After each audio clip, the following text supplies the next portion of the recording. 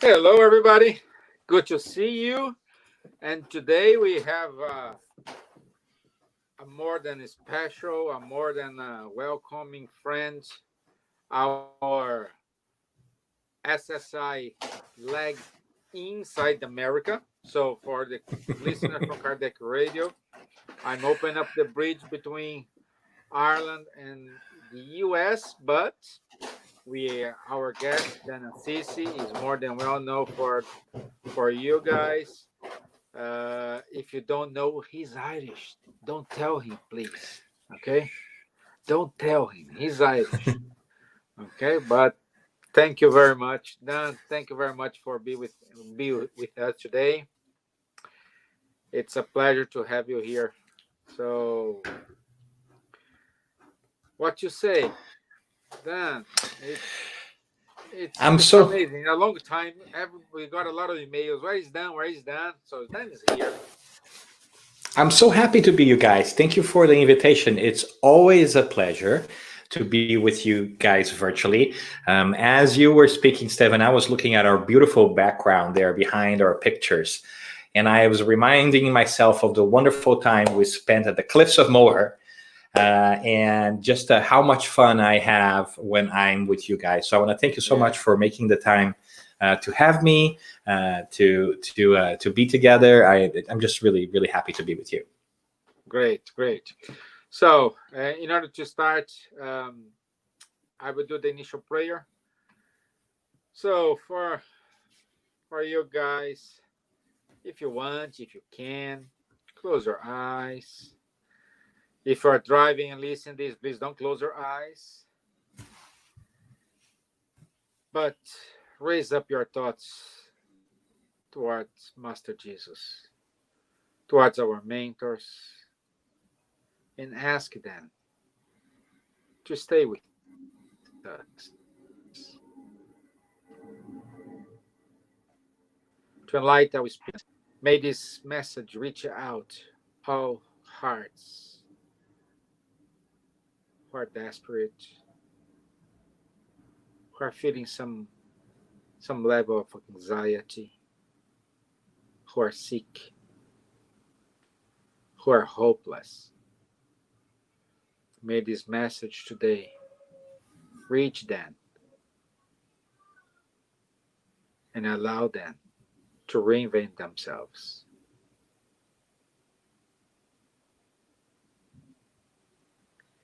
Thank you so much for the opportunity.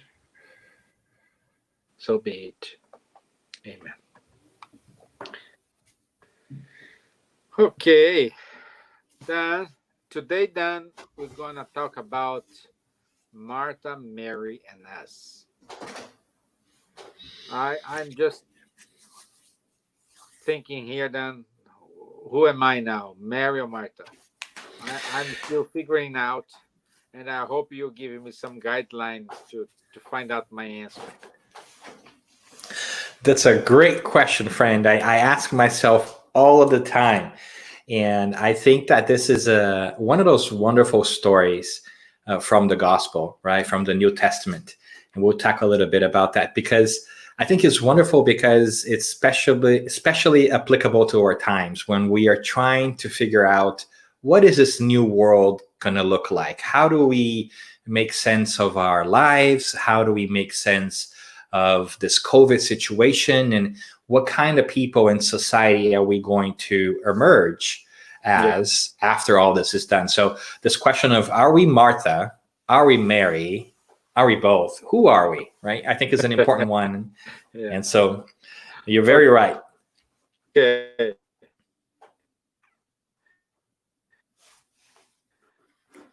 All right. Okay. So So I upload here your deck. You can see on the screen. great. Thank you.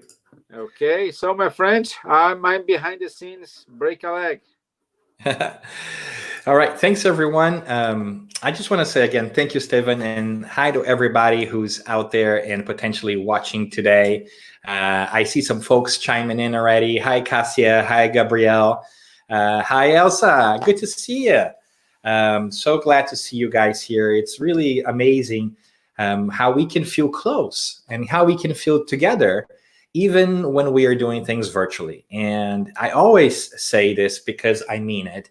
But I feel like when we get together, we can do two of my favorite things. One is to really dive a little bit deeper in the wonderful knowledge that we are having access to because of the way we are understanding the world thanks to Spiritism, and help us review things and revise our conception of things. And the second great gift that these lessons give, and that Spiritism also brings to me, my heart, is the ability to make friends in different places that I would otherwise never have met before. And that's you. So thank you. Thank you for being here. Thank you for spending this time with me today. And I'm going to try really hard not to talk too much, which is really hard for me because I'm so excited about this topic in general. I love this story, and I am excited that we get to talk a little bit about it because I think it's so powerful and so wise and so applicable to our day. So I'm going to try to hold myself to as little as I can so that we can have a conversation and a chat after we talk. I hope that sounds okay to you. Let me know, as we go along, if we want us to go somewhere else, if you want us to dive deeper in different areas. I really wish that today we can call, the spirit of the gospel, these conversations between people and real life events that took place, and to see how they can enlighten and guide our own behavior nowadays so that we can be happier. So our story for today, as we said, is the story of Martha and Mary. I think that you might have remembered, you might have seen or read or known about this story before. This is the story of Jesus visiting Martha and Mary's house. And while Mary is listening to Jesus, Martha is cleaning, and Martha complains to Jesus about the fact that her sister is not helping her. And then Jesus tells her that Mary really has the better part. I think we all know the story, but the beauty of these stories in the gospel is that they can be understood in many different levels.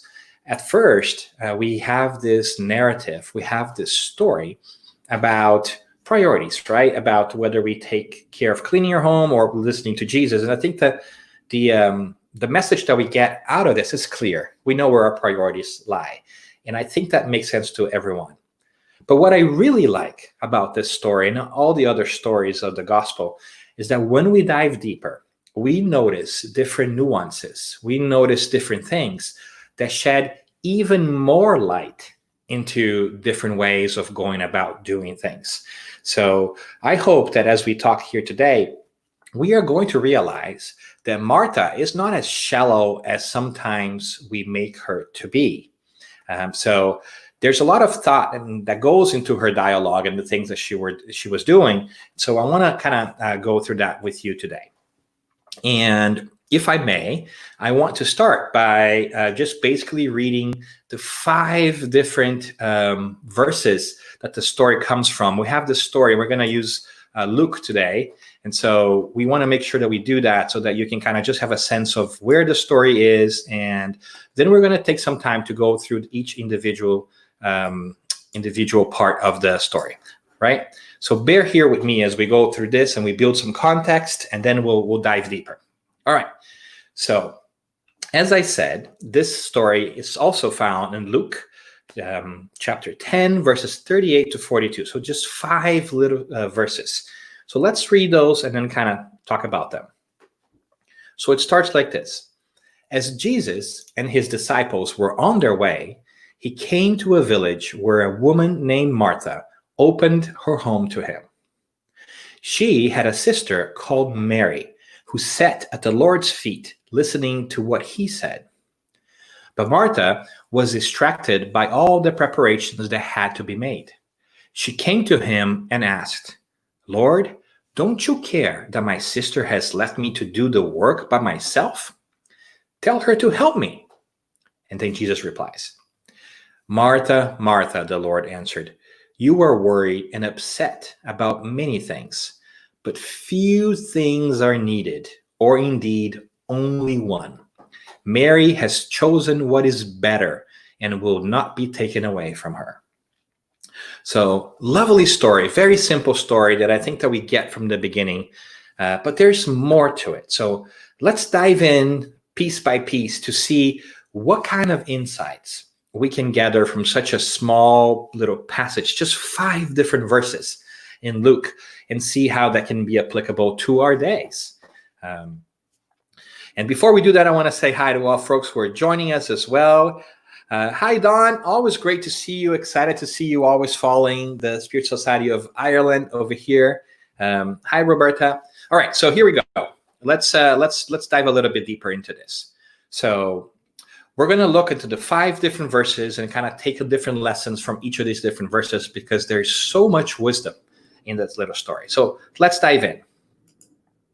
Let's start with this interesting idea, right? So as we read the first verse, the first part of the story that tells us that Jesus and his disciples were on their way somewhere, right, to Jerusalem, he came to a village where a woman named Marta opened her home to him. So we generally think of Marta, of perhaps this ditzy woman a little bit who's only worried about cleaning. But there are more clues here in the story that help us see Marta in a different light. First of all, notice how it is said in verse 38 that it is Marta's home. And that is a really interesting piece to begin with, because as you might remember, society 2,000 years ago in Israel and in Jerusalem was very patriarchal in many different ways. So to recognize the house belonging to Marta is already something that's noteworthy, because we know that Martha was sisters with Mary from the story here, but we also know that Marta was also sisters to Lazarus. You might remember Lazarus, who was resurrected by Jesus. So there was, a male figure in the household. So more correctly, traditionally, it would have been recognized as Lazarus' home. So why is it that we don't say, as Jesus and his disciples were on their way, they came to Lazarus' home? That's already an interesting piece. And that tells us that Marta was really well known in the city, in the village, and so much so that people refer to it as Martha's home. And we also know when we read different parts of the gospel. We know, for instance, when we know that that they had their own tomb, which means that they also had money.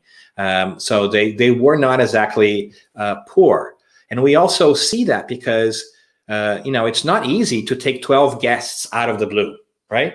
So all of a sudden, these people are on their way somewhere, and they just stop by their home, and then she rushes to take care of everything and make food for 12 extra mouths to feed. And at the same time, we know that because they had means, they had enough money to go around, they could have easily resorted to using servants that they certainly would have used. But still, Martha wanted to do things of her own to serve others and to serve the folks there. So it's really interesting because we start breaking a little bit of the stereotype, because the only reason that we really would know that home as Martha's home is because Martha was very active and respected in the village. Otherwise, it would have just been Lazarus' home. And we know too, right, that Martha is a very forthcoming, very direct person, because we also see on the part where we learn about Lazarus' resurrection, right? When Martha and Mary come to Jesus, Mary says, Lord, I know that if you were there, that everything's going to be okay. And Martha says, why weren't you there? Why didn't you save my brother? So Martha is really outspoken. So she really does shatter a lot of our stereotypes of what a simple woman would be like, just staying home and cleaning her home, right? That is not her role. That was not her role. That was not who she was. She was way more than that. And I think it's interesting for us to recognize that, because sometimes we see people very one-dimensionally. We just ascribe to them one role or one thing based on a quick impression. But when we look more deeply into that, we see that that's not always the case. So this first verse is really interesting because it helps us shatter these stereotypes that we make in our minds about people. And Marta is not exactly a simpleton, not exactly just somebody cleaning a home, which there's nothing wrong with, by the way.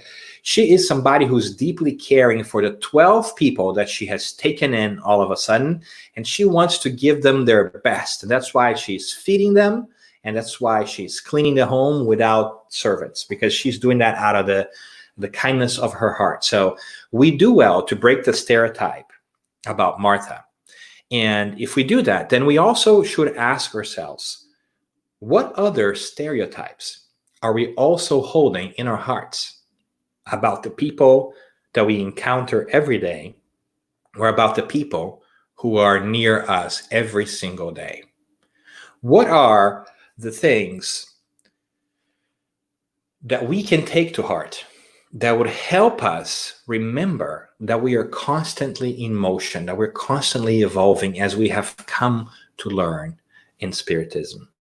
As we understand reincarnation and we understand that we are spirits constantly progressing, we do well not to think that people are fixed things that do not change, or that are just some action that they have done or some behavior that they have exemplified. So we do well to remember that there's a lot more to people than meet our eyes, right? So I think that's one of the great lessons that we take away from Martha and Mary, that I start questioning myself about as well. What kind of stereotypes are we holding of different people? And what is it that we can do to free ourselves from this preconceptions that we have hold ourselves to? So that's first number one. I'm going to move along because there's so much more that we can dive into, but our time is always limited. So I want to make sure we get to all the different things. So go ahead and put your impressions and ask your questions there if you want, and we'll get to them later. All right. So that's first number one. Let's jump to this other interesting verse here. So verse 39 tells us that Martha had a sister called Mary who sat at the Lord's feet listening to what he said. And that seems simple enough. It seems like she's just sitting there and listening. And that is true. She is doing that. But we also have to understand the rabbinical tradition of the time. To say that somebody was sitting at somebody's feet, as it was customary at the time, meant to follow that person, right? To listen to that rabbi, right? To take in his lessons and apply that to your daily life. So when we see here the Luke telling us that Martha had a sister who was Mary, who sat at the Lord's feet listening to what he said, what we really should read this as, she's not just sitting at that day and listening. We should really take this to mean that Mary is fully devoted to the message of the Christ. And so much so that she's willing to stop everything and sit around his feet. And as you can see from this wonderful picture here that we had from our Jehovah's Witnesses friends that provided this picture on the web for us, but we can also see that this is uncommon, because it was not customary for a woman to publicly follow a man, especially outside of the home. So we have, from the beginning, this really interesting story about two powerful and interesting women in the gospel 2,000 years ago. And both of them are buckling the trend, so to say. They are challenging that stereotypes that we talked about, or what women would be like or should be like 2,000 years ago. And we understand that we still have gender disparity challenges to this day that we need to work on. We know that, right? But it's fascinating that we know here through this verse that Mary was so committed to the teachings of Christ that she's willing to publicly follow him and sit at his feet, as it was a tradition at the time. That means sitting at the feet of a rabbi was meant to follow them and take them as their guru, so to speak. So when we see that, we also ask ourselves, are we really sitting at the Lord's feet too? Are we also willing to challenge these preconceived notions of what it is to be close to Jesus? Are we willing to go beyond this idea of simply connecting with spirituality and divinity on Sunday, or when we are in church, or when we go to the Spiritist group? Are we really doing it whenever we can, whenever we have the opportunity to? Are we really prioritizing that experience over everything else? And I think that's a really interesting piece that we get, an interesting lesson that we also get here from Mary's behavior. Are we really putting into practice that which we already know it's more important? That is a rhetorical question for all of us to really think about. Are we really sitting at the Lord's feet? And how are we doing so? Are we doing so when the Lord is visiting us, or when is it convenient to us? Right? So one beautiful message here too is the fact that the Lord is coming to our home. Right? Jesus is coming to us into our inner sanctum, so to speak. And are we ready as Jesus comes into our heart, right? Symbolized by the home. Are we ready to sit at his feet? Are we really there? These are very difficult questions because sometimes we think we are, but we don't always match our actions with our behaviors, our words with our behaviors, I should say. So interesting invitation that Mary leaves for us. Are we really sitting at the Lord's feet? So let's move on to another interesting lesson that we take from this passage here. And here is an interesting idea as well when Martha brings that up to Jesus. And she says, but Martha was distracted by all the preparations that had to be made. After all, feeding 12 people all of a sudden, right? It's no surprise. There wasn't cell phones back in the day. You can't just call ahead and say, I'm coming. They just showed up. And now she has to kind of deal with all of that. So she came to Jesus and says, Lord, don't you care that my sister has left me to do the work by myself? Tell her to help me. And this is really interesting in many different ways, because here's Martha, that courageous person, again, going to Jesus and asking Jesus to talk to her sister so her sister will change the way she's going about doing things. Now, the only reason that Martha would go to talk to Jesus about this, if you think about it, is if Martha had already gone to Mary and asked her to do things differently. But Mary hasn't. Mary has decided, right? Mary has decided to follow Jesus, and she will prioritize that. And because Martha has been unable to change Mary's behavior, she decides to go to Jesus and have Jesus, who Mary looks up to, tell Mary to help her in the daily affairs of the home, right? So it's an interesting piece because a lot of the times, this is a powerful message that we get here, that we think that there is a right way to serve, and we want others to serve the same way. You see, Martha is asking Jesus to have Mary help her because Martha is not just sitting idly there. She's just not cleaning stuff. She's really working towards all those different people. She's really feeding all of them. She's really trying to help all those people. So she's not just being frivolous. She's really trying to help in a very practical manner. And she's also worried that Mary, as she follows Jesus, may find a lot of different challenges and pushes back because it was still a man's world. So Mary publicly following Jesus also creates problems for Mary. And Martha is also concerned for Mary and wants Mary to be okay and find a different way of serving and serving just like her. So Martha is not just being frivolous and selfish here, she's also caring for her sister. As we know that she cares for people because she's clearly feeding everybody that's coming in. And we see that later on in the gospel, she will serve again, right? So Martha is not as one-dimensional as we think she is. She really cares about her sister. And she wants her sister to be safe. And she thinks that the way to do that is for her sister to do what she's doing. And that is an interesting concept because a lot of times, we know intellectually that there are different ways of serving, but sometimes we have trouble understanding that it's okay for people to choose to serve differently than ourselves, that there are different ways of going about being helpful, and that our way may not necessarily be the best way that's suited for other people. And she wants Mary to serve like she does because she thinks it's going to be best for Mary. And also she won't feel alone either, right? Because serving alone sometimes is very hard. To be alone, to be doing something by ourselves is very challenging because we love being with those whom we love. So sometimes we want them to do things as we do, not only because we think it's better for them, but because subconsciously or consciously, we also want to have somebody by our side helping us along the way. But we also know, through the example of the Christ, that we all trail different paths in our life. The Christ too suffered alone at the cross when he had no reason to. So it's a powerful lesson that we have to come to terms that the difficult moments and lessons in our lives and the serving that we have to do for ourselves and for others takes place at an individual level. That we need to navigate these challenges by ourselves. And that is okay if we are doing things differently than other people.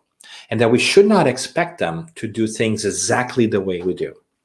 You can serve in different ways.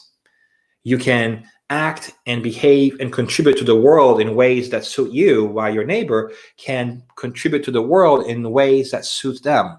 So let's not think that everybody has to do the same thing to serve or has to contribute to the world in the same way. We can all find our different ways of going about doing that. And that is a difficult lesson that we bring from Martha and Mary's interaction here as well. So many that we can kind of unearth in here, right? So many different ways. So let's kind of move along so we can make time for other things. All right, so let's talk about the better part. These are the last two verses of this little story of ours. This is when we see Jesus, our older brother, this incredible spirit whom we still struggle to understand its magnitude, how he replies to Martha's request. Martha asks him to have Mary change her ways, and he replies in this way. He says, "Martha, Martha," the Lord answered, "you are worried and upset about many things, but few things are needed, and indeed only one. Mary has chosen what is better and will not be taken away from her." There's so much wisdom here in this particular passage, because you see, notice how Jesus answers her. Jesus doesn't answer her with yes or no, right or wrong. He answers in a way that will benefit Martha the most. He relates to her in a personal way by calling her name out and saying, "Martha, Martha," like, "I hear you, I understand you." So much so that he goes into more detail and he says, "I understand what you're feeling. You are worried and upset about many things. I understand your heart, Martha. I know that you are anxious and that I know that you want to serve and you want to do it well. And that is why you're upset, because you really want to do your best." But taking that into consideration, Jesus considers, but there are few things that are really needed, and indeed only one. Mary has chosen what is better, not best, right? Jesus recognized that there's different ways of going about things, and he suggests to Martha that she can optimize, right, by focusing on what is most important first, that we don't need to do everything at once, that we don't need to try to find ways of serving everybody in the world at once. We just need to focus on what is better, on what will help us the most. That is not to say that serving in different ways will not help us. They will. These different ways will help us. But what is most important for us? And this is a really great question for our moment in history. As we are trying to figure out what to do in the world and how to figure it out, all of these different things, we might want to take some time to tone down our anxiety level as well, and not to worry about doing absolutely everything, but just figuring out what are the key things that are going to be most important to us. As we are all sent home during this time of COVID, we don't have to understand how everything in the world works and when everything will reopen again and how that's going to happen. We just have to focus on doing our individual best. taking some of that complexity away and focusing on what's most important to us, which is how we are going to respond to the world outside. Not how the world is going to respond, not fixing all the troubles in the world, but what is it that we need to focus on? And we know through Spiritism, especially when we are exposed to the evidence of life after life in a constant basis through mediumship and our mediumistic work and the books that we have that have been psychographed and so many more different things and so much knowledge that we have, by the grace of God, been given through the interaction with the spirits, we know as a fact that life goes on. And so if we know that life goes on, and we know that we are going to outlive this physical body, why are we worrying so much about things of the physical world when we should be focusing on the better part, the things of the spirit that cannot be taken away from us? Jesus has already told us elsewhere, gather your treasures in heaven, right? Because it cannot be stolen and it cannot rust. Right? So gathering our treasures in heaven is about working on our spiritual talents, our spiritual skills, our virtues, the things that are going to go with us, no matter where we are. So by this example, we know that when given a choice, we should perhaps benefit the most from focusing on developing spiritual virtues other than material virtues. So having the right food, having the right plates, having the right home, it's all important. But more important than that is having the right attitude of heart and the ability to prioritize what is most important to us. And now that we know that we're immortal spirits, that prioritization must be our behavior and the way that we learn and interact with others in the world. And that is a really, really, really powerful message that we get here, which is the core of this. And we knew this, right? But I also like the non-judgmental way in which Jesus goes about this. And that is of not saying, here's right and here's wrong, but offering that there is a better way of doing things. Not necessarily bringing us down by pointing that we have been doing things in less than optimal ways. In no way, shape, or form, notice here, in the language of the Christ, there is condemnation. There is any kind of negative, ill, or judgment towards Martha. There is only a desire to share with Martha, without telling that she's wrong or right, a better way for her to move forward. Isn't that beautiful? Isn't that incredible? How psychologically savvy and well-intentioned our Christ is, and how he's always paying attention to our individual needs and giving us and dosing that message individually. It's amazing. I find so much hope and beauty in the messages of the Christ and the way he goes about that, reminding us that it's important for us to find a better way forward. That there's not just one right way or one wrong way. Sometimes we agonize over this so much, don't we? Sometimes we feel like we should be doing something else or that we're doing everything wrong, but there is no such thing as doing everything wrong or being in the wrong path. There's just longer or shorter ways to happiness. So it's great the way Christ approaches this because he takes away all the burden of judgment that sometimes we bring into ourselves. And he reminds us that there are really few things that are needed. Indeed, only one is important: to grow spiritually. And to grow spiritually, as we understand, and as further developed in the Spirit's book in question 132, is to evolve ourselves, but also to play our part in the creation, to help the world, because we cannot really grow without helping others, and we cannot really help others without growing. It's like a symbiotic relationship. Both kind of happen at the same time, and we have a duty to do both, to improve ourselves and to help others with their lot. And in turn, we also grow from helping them, and they also help us. So it's a winning and a win-win circumstance. But it's an interesting way in which Jesus reminds us of the importance of focusing on the better part. And that is just so beautiful in many different ways, right? But it also talks to us about trade-offs, right? It's important for us to also talk about this because making choices means leaving other things behind. Whenever you choose to act a specific way, we're also choosing not to do other things because you cannot do everything at once. So I love the way that the Christ kindly reframes and says, we need to make choices. We need to make choices about how do we want to live our lives. And all the choices we make are fine. There's no best way. There's a better way. There's a faster way to happiness, right? But if you want to do things differently, that is okay. But know that anytime that we try to do something different, we have to leave something else behind. We have to be okay with the idea of letting go of our past, of how we have done things before. We have to make space for the new. And to make space for the new, we have to let go of the old.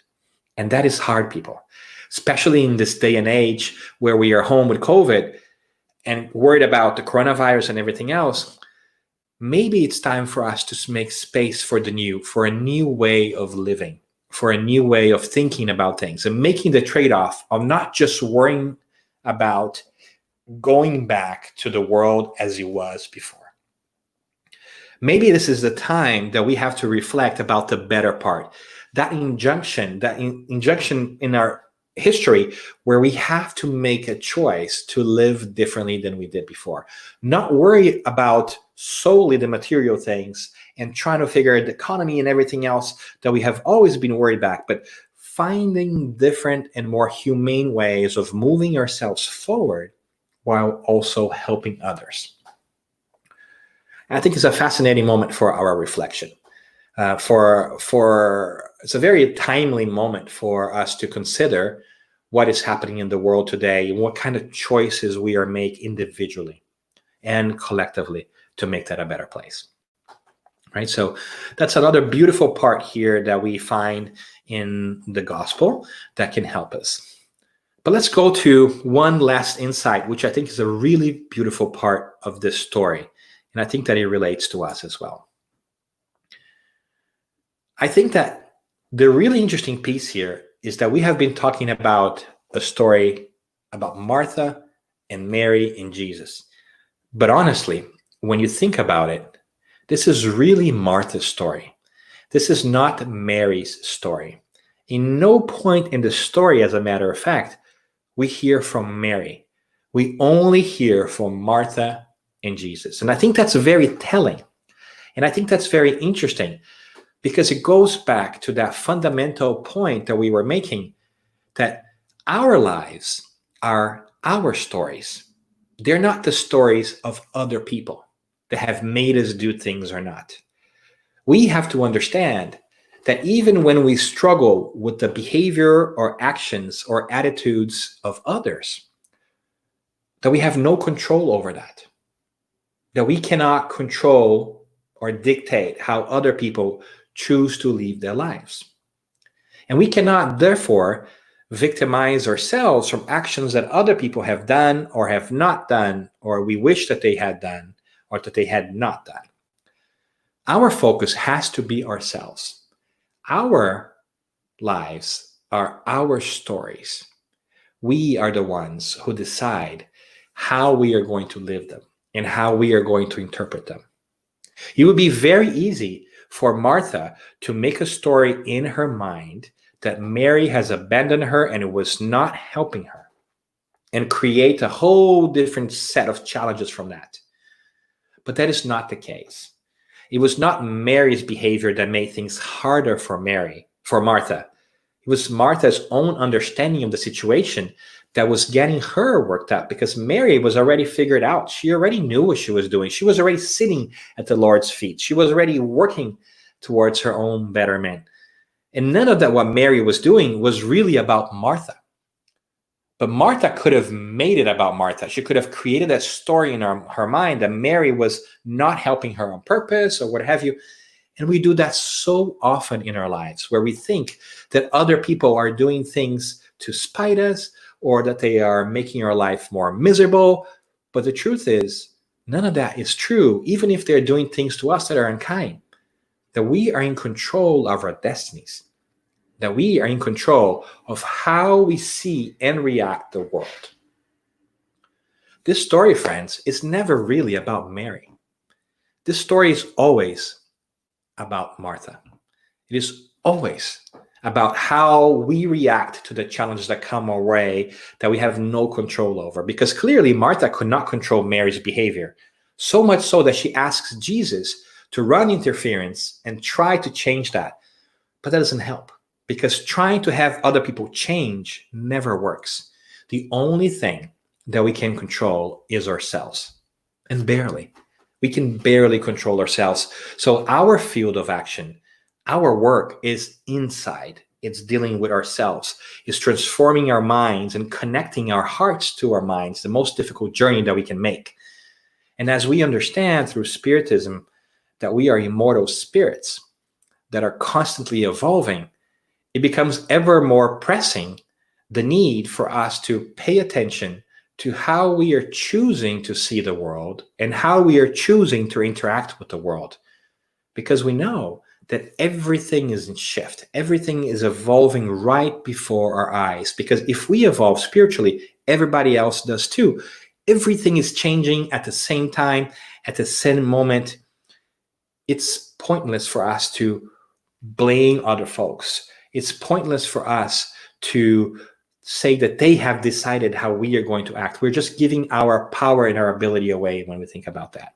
Sure, we can't always do everything we want, but we also understand that is a consequence of our previous actions. If we do things, we must bear the consequence of our actions. And if we don't remember those actions in this lifetime, they must have come from a previous time. All that to say, it's really about how we see the world. Martha and Mary really remind us of that. Martha grows in our heart a little bit when we begin to see how thoughtful and committed she is. When we look at the whole story, we begin to understand that she's not just worried about cleaning plates and providing food. She's really worried about serving, and serving in a special way, and helping others and taking people in. She's also worried about her sister going to a different road than she is that might be very hard for her, because she knows how hard the world can be towards a woman, especially 2,000 years ago. A woman that's trying to do something different. So she cares. She cares deeply, and she thinks there's a specific way of serving. And Jesus reminds her that there are different ways of serving, much the same way that there's so many different ways that we can serve too, and that we do not need to serve as other people serve. We can find our ways, and we can be okay with that. And in this moment in time, it's a beautiful message. And if we fast forward, we also are going to see that Martha and Mary are not just bystanders that kind of go through our story in the gospel. We're going to find later them again. We might find Martha again serving all the disciples before the Passover. You might remember as well, Mary using all her precious perfume to clean the feet of the Christ. They all continue their journey together, serving in different ways. Mary dedicating her heart and love to giving everything she can to the Christ, and Martha doing the same way in different manner, serving everybody around her, making sure that everybody is provided. And it's such a beautiful thing for us to see how all of us can do beautiful things. Together, we can do beautiful things in different ways. We don't all have to act in the same way. We don't all have to behave in the same way. But when we understand the beauty of differences and how people take different paths, we can all move forward to that moment in time where we can be closer to the Christ. That is to say, when we can be closer to the spiritual message that helps us internalize our own growth and be better for the life ahead. And I think that's one of the many blessings of Spiritism, is that it brings us this different perspective to remind us that we are constantly progressing, that we're constantly on our road to betterment, and so is our neighbor. And so we must be tolerant of each other, and we must be tolerant with them, and we must be tolerant with us, and know that there's not just one way to serve. So we thank Martha and Mary very much, and of course the Christ that always speaks to our heart. And we go back to the original question that our friend Stephen asked. Who are we? Are we Martha? Are we Mary? And I think that we're both. I think that we're both in different times. There are times in which we are Mary, sitting at the feet of the Lord, and there are times which we are Martha, when we are wanting to change the world in our specific ways, and we want to have people behave differently. We can be both. And the good news is that the Christ will always come to us, will always be with us, no matter who we are. And the messages of divinity will always speak to our heart in an individual way, much the same way that Christ addressed Martha individually and specifically. So I hope that during this time of renewal and reflection that we're collectively going through, we can ask ourselves, what kind of role can Martha and Mary have in our hearts? Can we use them and their story to help us break stereotypes and reimagine a world that should be different than the one we left behind? Can we really ask ourselves where and how we are sitting at the Lord's feet and how we are really making time for that which is spiritual? Can we also understand that there will be challenges in our life and that we are going to feel alone? We're going to feel like we're serving alone, and that's okay, because learning takes place individually. And can we also always keep in mind this idea of focusing on the better part and seeking that which will go with us no matter where we are, even if we are in different bodies in different lifetimes? Will we choose to focus on virtues? And last but not least, can we also keep it in our hearts that everything that happens is our story? It's not the story of other people interfering with our lives. It's how we choose to see, describe, and write our future story. So we thank Martha and Mary, and of course, the Christ for their example. And we hope that the story may continue to resonate in our minds as we reflect about our own lives in these difficult times. And I turn it back to you, Stephen. Well, my friend, see, we always are sometimes in the fire and sometimes in the water, you know. Very well said, friend. Sometimes we're Depends just different, how you, right? how is your mood on that day. Yeah, and we can see here a lot of comments, beautiful comments, but we do also have questions. I go straight forward to the question due to our lack of time. And one question is from Gabriel Inácio. Can it mean that we must clean our inner house, heart and mind, but whenever we come across someone in need, our duty is to help them and not just keep studying? Isn't that a great way of looking at from Gabriel, right? Yes, I think that if we are truly studying, then we are going to recognize that part of helping others is part of our own development, right? We really learn things by putting them into practice. We can study all we want, but if we do not practice that which we study, we won't be able to truly internalize in our hearts. So if we're studying and we're not practicing it, then we haven't fully got the whole lesson. So I think that's a really great way of looking about it, Gabriel, because sometimes we focus so much on get things for us and trying to learn ourselves. And that's really great. And we should do that. That we forget that we also have a responsibility to the world, as we see in question 132 of the Spirit's book, that we evolve ourselves, but we also have a part to play in the creation. We also are our brothers and sisters keepers. We also have a responsibility to, whenever we can, make this a better place. So that's a great way of looking at it. I love it. Yeah, well, and I need to enforce here because we reached today Japan. Look at that. Our friends, spiritist friends in Japan are listening you then. So you are closer to them than us, but there's no distance virtually, right? I see Adalberto over there. Arigato. Thank you so much for being here with us today. Yeah, so beautiful message then. Like, wow, this message makes so much sense for me. Beautiful talk. Thanks. Yeah, isn't it wonderful how the gospel speaks to us? There's wonderful messages and wonderful stories that we can learn from. Yeah, we do. And then what's your, well, it was clear there is no right or wrong here. That's was the message. Okay, I there is th- no right or wrong. I think you're right. Yeah. But how to make sure we are making the right choice? That's a great question, Stephen. I think that Jesus tells us, right? What is the better choice?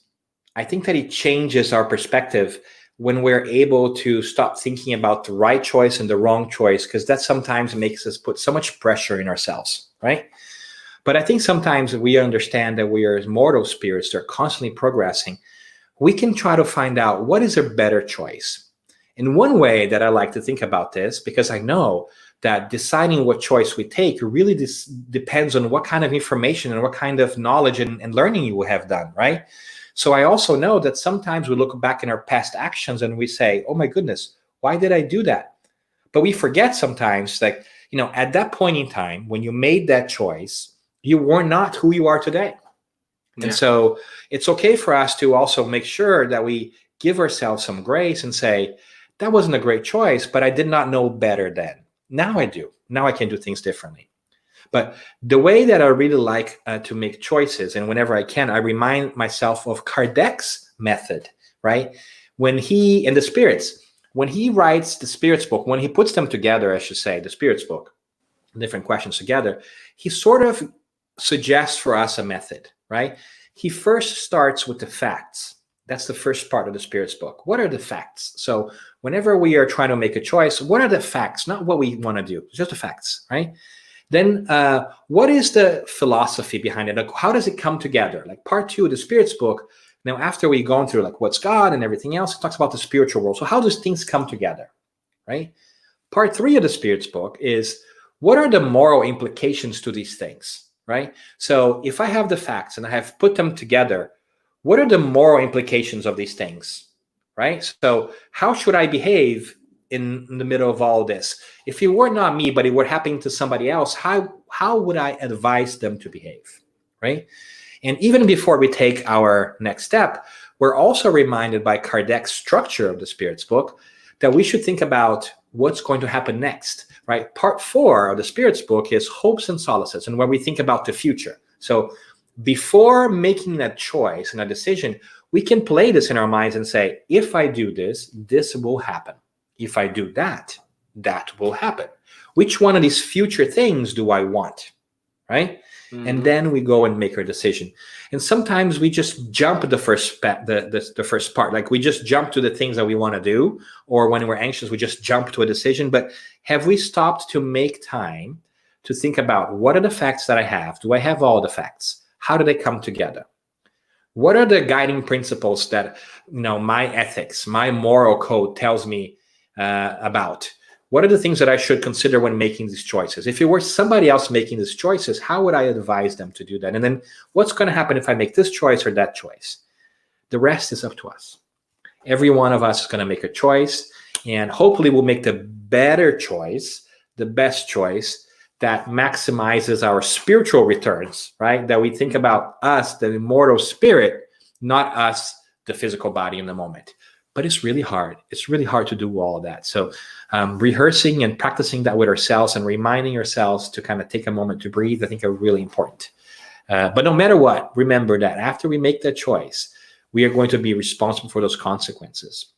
So let's think about that. That's right. That's a given, right? So what kind of consequences do we want to handle, right? Deal with. So exactly. We should think about that. Yeah. So Camila wrote here, oh my God, this message makes so much sense. It's never about the others. It's always about us and how we see the world. Wow. Camila, I agree. Obviously, I'm biased, but I agree. And I think Marta and Mary agree. And I think Jesus does too, right? Yeah. And we have another question here. Our friend Vanderlei. It seems the perfect match would be to mix the best qualities of Marta and Mary. If so, how? Yes. Hi, Vanderlei. I agree with you. I ask myself, like, sometimes in the beginning, as Stephen was also talking, who are we? Are we Martha? Are we Mary? right? I think it's kind of like a spectrum, right? It's not like one or the other. It's not a right or wrong. Is, well, how much of Martha do you have in you, and how much of Mary do you have in you? And it's okay for that to move around in different parts of your life and different moments too, right? Sometimes we have a lot of Mary in us. Sometimes we have a lot of Martha in us. It's wonderful when we can do both, right? When we can listen and devote ourselves to the Christ and also roll up our sleeves and work like Martha did, right? So what a wonderful pair Martha and Mary are. And how much learning must each one of them must have done by being with the other, and how great it is to have people who are different than us showing us different perspectives. So that's the challenge of our times. Can we learn from others? Can we take some of their style and add it to our lives? And hopefully they would also learn a little bit from us. But that, I think, is a great practical question for us, is how much of Mary are we? How much of Martha are we? Which way should we go in different parts? And how are we acting? What are we doing? And how are we acting towards becoming a little bit more of Martha and a little bit more of Mary? Right? It's a great question. It's hard to have one without the other, right? Yeah. It's hard to have just Martha and Well, no Mary, and no Mary, no Martha, right? well, it's that always the lesson. You know the theory, but you don't know this in practice. Mm-hmm. So we need to practice, and practicing means you will do something not wrong, but you will do some mistakes, and then you need to recognize, and as you said, you have to have the grace and say, "Hey, I made a mistake. I'm so sorry." Yeah.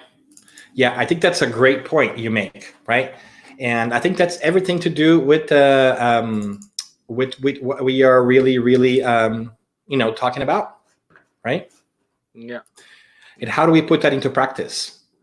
How do we do that, right? How do we put that into fruition? How do we make that things happen? Well, I do believe that the only way to practice this is watching our behavior, our attitudes. If you screw up, because We will. we will admit, say I'm sorry, try to fix in a best way, and move on. That's what we can do. When is it, Steph? Isn't it interesting that we have such a problem with failure, right? We Yes, have yes. such this barrier with failure, and we think that failure is final, right? And so we avoid failure, and we're so embarrassed of quote quote failure. But there is no learning without making mistakes. We No can't way. possibly be perfect, right? So why is it so hard for us to deal with failure? I think it has a lot to do with insecurity. We're so worried that people are going to think that we're not good enough, right? Because we're so worried about what they are thinking, because we haven't realized it's our story, it's not their story, right? It's a really interesting point you make. I think we are going to make mistakes, We and will. we're just going to have to get better at it, and we're going to recover. It's not about the mistakes, about how do we recover from them, right? Yeah, like today we are the highest top today is like the scientist. In order to find a vaccine, they need to make a lot of mistakes, a lot not wrongdoings, but they need to try a lot of time until they reach the perfection. Mm-hmm. Yeah. And it's not different from us. Not at all. We also experiment, right? We don't know how to behave, and we try acting in certain ways, and then we say, "Oh, that didn't work right. Let me try something else." Now I know what does not work, right? So mistakes are a great way of learning, because now you might know how not to do something, and you can kind of get better at doing that.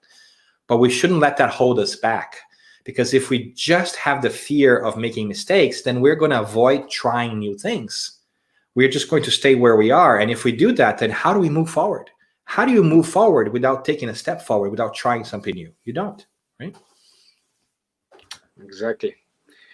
Exactly. So then we I think we unfortunately we reached to our time. We need to release everybody to put in practice the lessons learned today.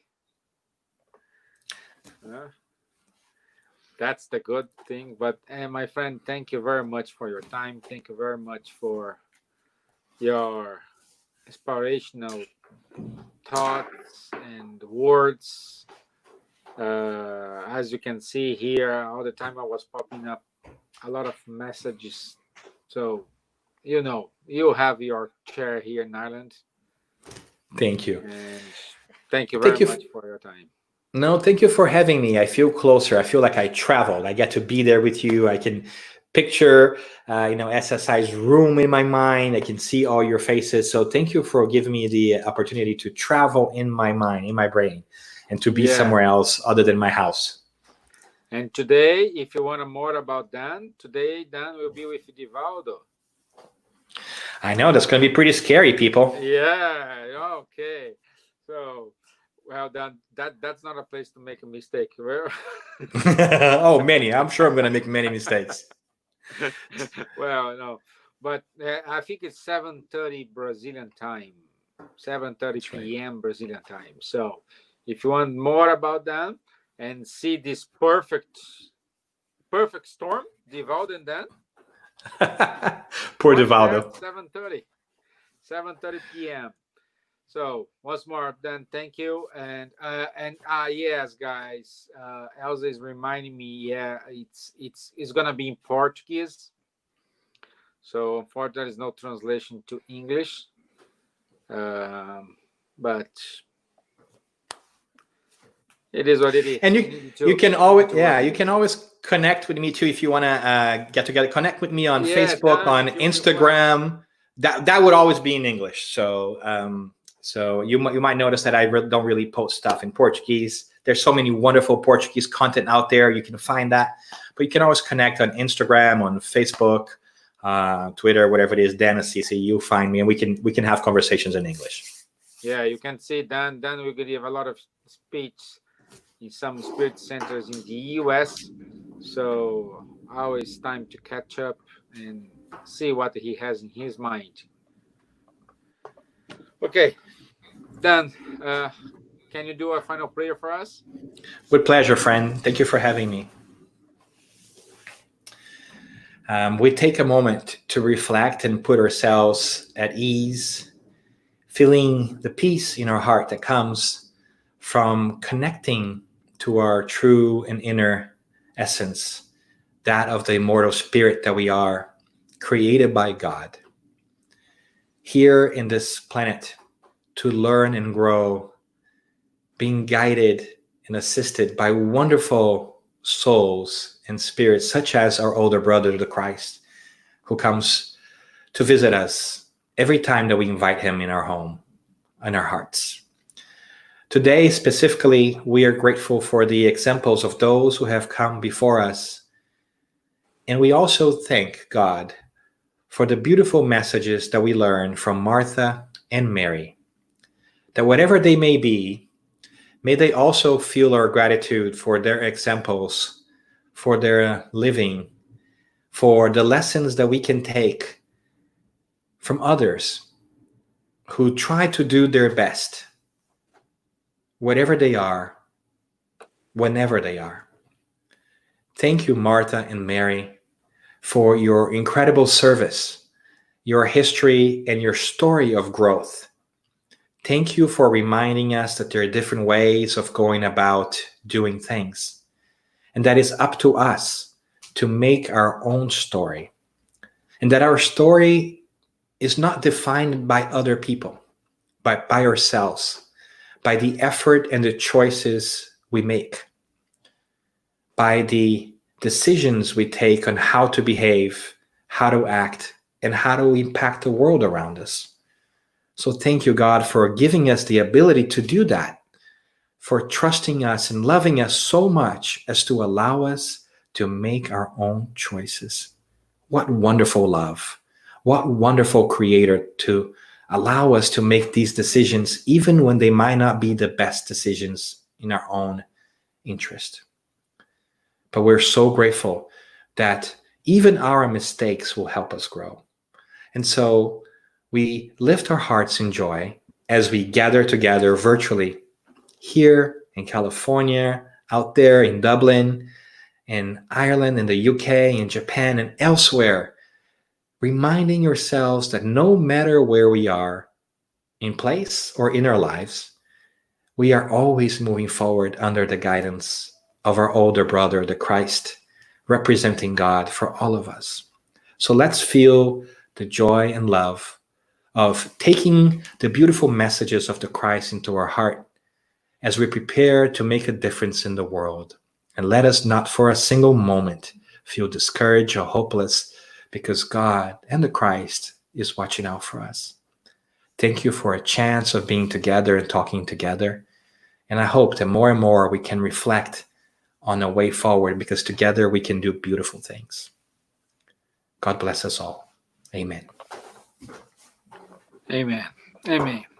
So, before I close the bridge, I would like to say, uh, please follow us on Facebook, Spiritism Society of Ireland, on YouTube. Our activities, we do have lives every Tuesday and every Thursday. Also on Tuesday, our healing team, they get together. So if you need a prayer, please send an email with your name and the name of people you want to spiritismisland at gmail.com, spiritismisland@gmail.com, and they will add the name, this name on the list.